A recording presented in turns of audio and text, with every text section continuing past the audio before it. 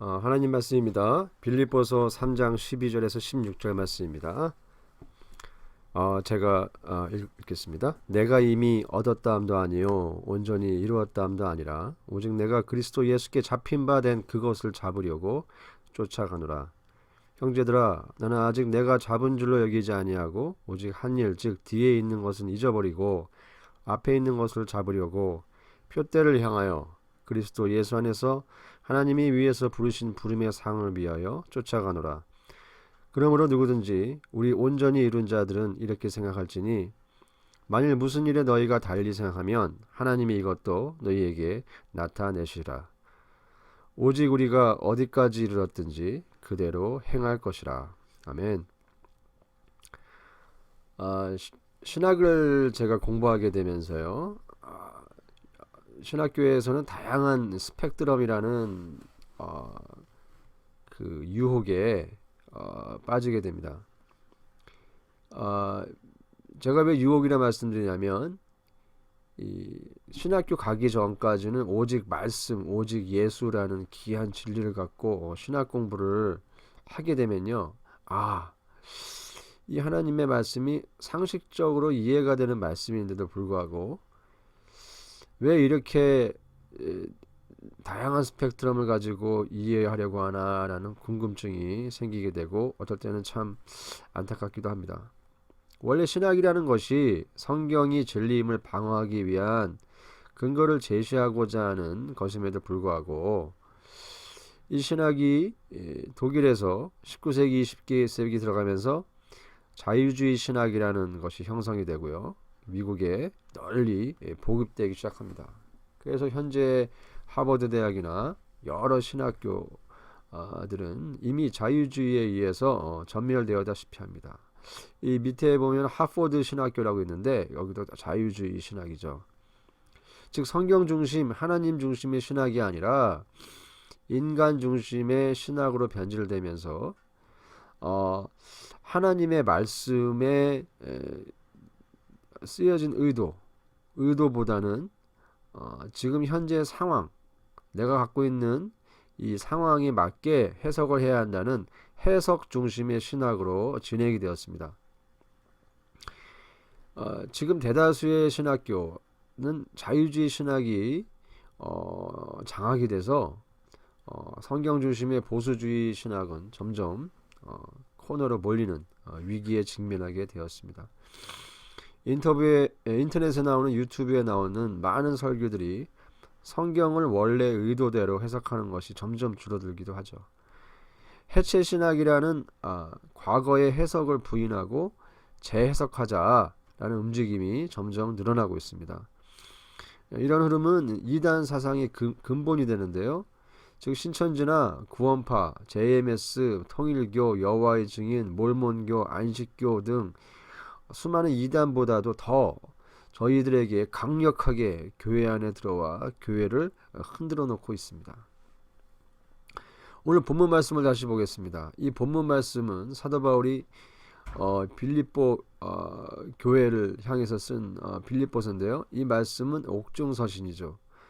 사도 바울이 옥중에서 빌립보 교회들에게 하나님의 말씀, 즉 예수 그리스도의 복음에 잡힌 바 된 그 말씀에 대해서 하나님이 예수 안에서 부르신 부름의 상을 쫓아간다라는 말씀을 14절에 말씀하고 있습니다. 이 말씀은 한마디로 소명의식입니다. 이 복음에 있어 가장 근본적으로 시작이 되고 중요한 말인데요. 이 부르심은 중세 카톨릭 성직자 중심 사회에서는 신부나 수녀 등의 성직자들을 의미했지만 종교개혁 시대에서는 마틴 루터의 만인 제사장설, 이 왕같은 제사장이라는 의미로 해석이 되었습니다. 칼빈주의에서는 이 소명을 직업으로 일반화시켰죠. 그래서 모든 사람들이 하나님이 주신 천직, 하나님이 주신 이 직업을 일상생활에서 우리의 삶 속에 열심히 사는 것이 하나님의 부르심의 소명이다 라는 것으로 이해를 했습니다. 이 소명의식이 투철한 나라가 독일과 일본이 있습니다. 이들은 작업복, 근무복을 입고 다니는 것이 아주 자랑스럽고 마음이 뿌듯한 그렇게 생각하는 민족입니다. 근데 제가 이 미국에 와서 세탁업을 하면서 알게 된 것은요, 많은 사람들이 자신의 직업에 대해서 자긍심을 갖고 있다는 것이죠. 또 그래야 하고요. 왜냐하면 이 직업이라는 것 자체가 가정과 직장, 사회, 국가에 공헌하고 있다는 긍정적인 개념을 갖고 있다는 것입니다. 우리가 밥을 먹고 옷을 입고 렌트비를 내고 또 모기지를 내고 이런 기본적인 삶의 근본적인 것에서는 가정과 직장, 사회, 국가 이것의 재정 확보가 직업을 통해서 나온다는 것은 상식적인 일입니다. 그래서 이 기독교의 소명의식은 직업윤리에 영향을 미쳤고요. 막스 베버의 프로테스탄트의 윤리 라는 책에서 본 것처럼 기독교가 들어간 나라는 부약이 되었다라는 통계 자료를 근거로 얘기를 합니다. 반대로 천주교, 불교, 다른 힌두교, 이슬람에 들어간 나라는 가난하게 된다라는 신뢰를 들어 설명해 놓았습니다. 그럼 왜 이 소명의식이 실제로 국가가 잘 살게 되고 개인이 잘 살게 되는 영향을 미쳤는가가 그들의 책에 설명이 되어 있습니다.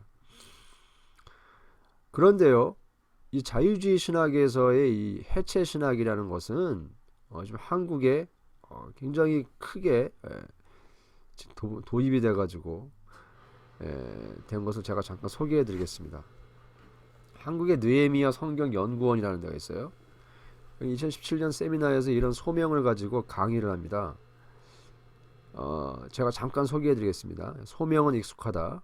그러나 소명은 만신창이다. 소명은 사실화되어 개인이 만들고 내지르는 꿈과 목표가 되었고 직업이 되었고 특별히 삶의 방식을 설명해주는 말이 되었고 또는 과도하게 종교화되어 그 앞에서 옴짝달싹하지 못하도록 삶을 억압하고 해결할 길 없는 부담을 안겨주는 말이 되었다. 소명은 왜곡되었다. 오늘 우리의 소명은 어떠한 맥락에서 언급되고 이해되며 제시되고 있는가? 역사적으로 확인할 수 있듯 소명은 시대와 상황 속에서 형성되는 것으로서 시대와 상황의 의의와 한계를 동시에 가지며 따라서 부단한 재해석과 해체와 재구성의 과정을 밟아야 한다.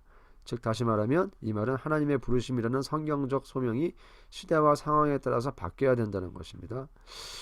즉 이 말은 절대적 진리를 부정하게 되는 거죠. 포스트 모던이라는 사상이 교회 안에 들어오고요. 우리가 말하는 진리가 부정이 되고요. 시대적 상황이 진리보다 더 중요한 사고의 방향성, 지침이 된다는 것입니다. 이렇게 되면요. 지금 때가 어느 때인데 라고 하면 다 통하게 되는 거예요. 지금이 21세기 지금 아니야. 과거에 우리가 이해되고 있는 사실들이 진부하다, 옛날 거다라고 치부된다는 것입니다. 예를 들면 동성애 논쟁도 그렇고요. 요즘의 공산주의 사상도 마찬가지입니다. 그런 말을 하게 되면 요즘에 세상이 어느 때인데 종북 좌파가 어딨어. 동성애가 무슨 죄야. 이렇게 얘기하게 되는 거죠. 소명이라는 것은 또 하나 하나님의 권위를 말합니다. 우리에게 지금 권위가 얼마나 상실되어 있습니까? 예? 저는 목사님 자를 반드시 붙였죠. 대통령의 이름을 함부로 부르고 그 사람을 모욕을 하고 욕을 하고 하는 것이 기본적이 되었어요. 목사님, 전도사님, 권사님, 집사님, 님자가 반드시 들어가는데 어떤 분들 보면은 님자가 다 없습니다. 말이 반말이 기본이 되고요. 존댓말을 쓰면 저 사람 어느 시절 사람이냐라고 보게 되고요. 권위가 없어지니까 그 권위를 대체하는 게 뭐예요? 인기예요, 인기. 포퓰리즘입니다. 권위가 없어지면 사람들은 인기가 곧 권위를 의미하게 돼요. 내가 스타가 되어야 된다는 거예요. 그래서 세상이 말하는 스타, 인기를 하나님 나라에서는 권위로 대체가 된다는 겁니다. 그래서 소명이라는 단어에 하나님의 부르심이라는 주어가 사라지면 내가 결정하는 나 중심의 인생이 됩니다. 내 인생은 나의 것이 되는 거죠. 그런데 그 인생의 의미를 결정하는 것은 누가 나를 선택했고 불렀느냐라는 것이 얼마나 중요한 건데, 이 대신에 내가 대중의 인기를 얻고 있다, 성공했느냐가 더 중요한 것이 된다는 것입니다. 이것이 현대인에게 권위보다 중요한 포퓰리즘이죠. 기독교인들이 대중문화를 경계해야 한다고 생각하는 사람들 중에 하나입니다. 헐리우드의 영화 중에는 가정을 파괴하고 인간의 존엄을 파괴하는 영화들이 많이 있죠. 또한 성경의 권위를 훼손하는 많은 매체들도 나와 있습니다. 여성이 물겁 취급당하는 것이 예사거리가 되었고요. 제가 2년 전에 하버드에 있는 한 교회에서 수업을 들을 때인데, 그때 이제 그 주제가 뭐였냐면 섹슈얼 트래피킹, 인신매매라는 주제로 교회의 권한의 역할에 대해서 토론을 하게 되었습니다. 그때 저희 팀에서 조사를 하여 이 지역의 인신매매가 얼마나 되는지를 알아보는 프로젝트를 했었죠.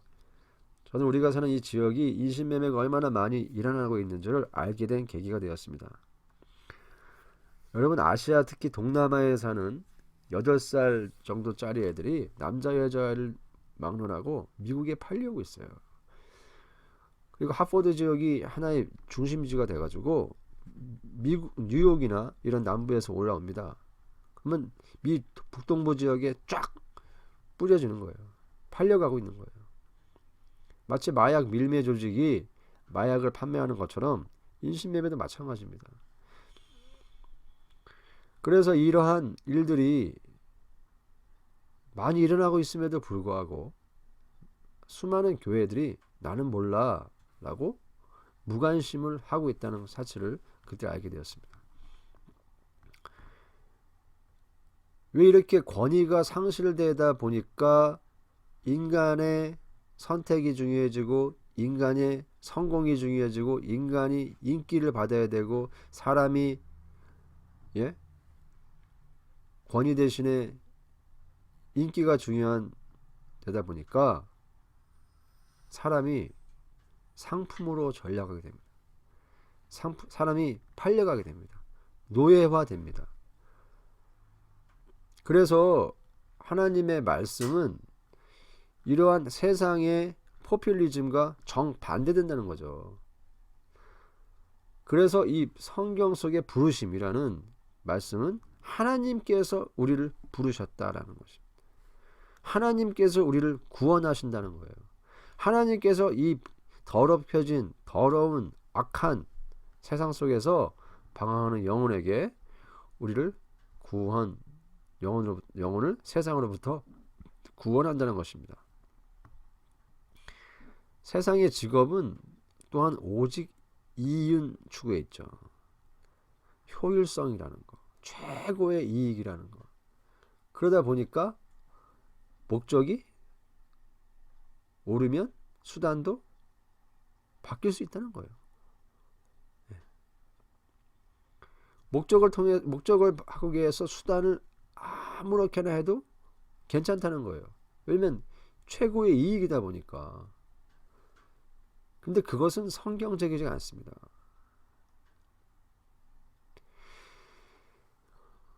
지금 미국의 플랜드 페어런트를 후드라는 낙태를 전문으로 하는 기업이 있죠. 이 기업이 어떻게 했습니까? 아이들의 낙태된 아기의 장기를 팔아서 이득을 남겼습니다. 그리고 미성년자들에게 낙태를 강요하고요. 정부 지원금까지 받아내서 그들의 이익을 챙겼습니다. 이런 사실이 미국에서 일어난다고는 상상도 못했죠. 동물레오는 어마어마한데 애를 낙태하는 것은 너무 쉽게 하지 않습니까? 그래서 이것이 사회의 운동을 하는 하나의 계기가 되었고 이것이 정치적으로 이슈화 된다는 것입니다. 그래서 이 부르심은 하나님께서 이러한 세상으로부터의 죄악, 인간이 상품화되고 인간이 하나의 가치가 매겨지는 물건처럼 취급당하는 이런 세상으로부터 하나님께서 저희를 구원하신다는 겁니다. 그것이 복음이죠. 복음은 우리를 구원하겠다는 것입니다. 그래서 죄의 DNA는 이기심이라고 말하죠. 나의 중심에서 상대방을 바라보게 되면 모든 것이 자기 자신이 기준이 됩니다. 하지만 예수님은 우리에게 자기 부인을 명하셨죠. 이것이 부르심입니다. 우리의 마음속에 있는 나의 비전, 열망에서 하나님 중심으로 중심 이동이 되도록 하시는 거죠. 그런 면에서 우리는 전쟁 중입니다. 내 안에서 하나님 중심이냐 내 중심이냐 얼마나 싸우고 있습니까? 하나님은 어떻게 하실까? 하나님이 이럴 때 어떻게 하실까? 라고 우리가 질문을 하게 된다는 것이죠. 그래서 이 부르심은 죄의 강력한 이 수치심, 죄책감, 두려움 이런 데서 자유케 하는 능력이 있습니다. 그래서 하나님께서 에베소서 말씀에서 이런 말씀하시죠. 전신갑주를 취하라. 서서 진리로 너희 허리띠를 띠고 의의 흉배를 붙이고 평안의 복음의 신을 신고 믿음의 방패, 구원의 투구, 성령의 검, 하나님 말씀을 가지라. 여러분, 하나님은 저와 여러분을 부르셨습니다. 이 세상의 죄악으로부터, 자아 중심으로부터 하나님 나라로, 하나님 중심으로 부르셨습니다. 이렇게 저희를 부르시고 매일마다 새로운 피조물로 만들어 가시는 거예요. 죄 짓는 것이 싫어지고 좀 깨끗하게 살려고 하는 노력이 되는 것입니다. 죄인들을 구원해내는 하나님의 능력인 이 복음을 전하고자 입술로, 마음으로, 행동으로 일하고 있는 것입니다. 주님께 주신 이 신령한 부르심을 받은 이로써 이 복음에 합당한 삶을 사는 저와 여러분이 되기를 기도하겠습니다. 다 같이 기도하시겠습니다.